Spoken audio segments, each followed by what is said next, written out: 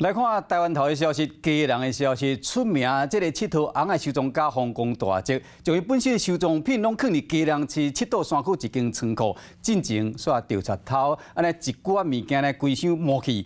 连一身爱30万悬2公尺悬，这个魔界角色的雕像嘛，互捧去摸去。工厂内真侪设备，甲其他一寡角色的一寡红啊，拢都互摕了，损失共有差不多500万。被害人怀疑讲，可能是熟悉的人所做的。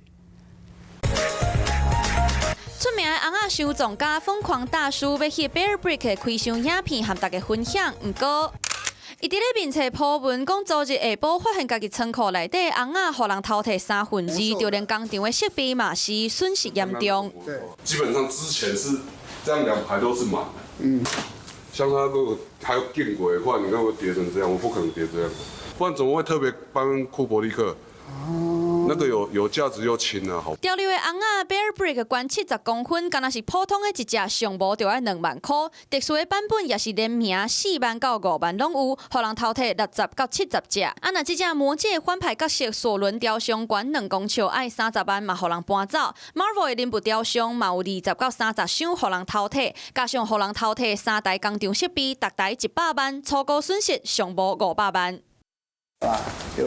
涂骹阁有放机器的分热下水道工程专用的设备，一台嘛有3栋，贼仔嘛会当偷摕，是真罕过。这里，可能啊，从这边手伸进来去割啊。可是谁会知道那里有一个？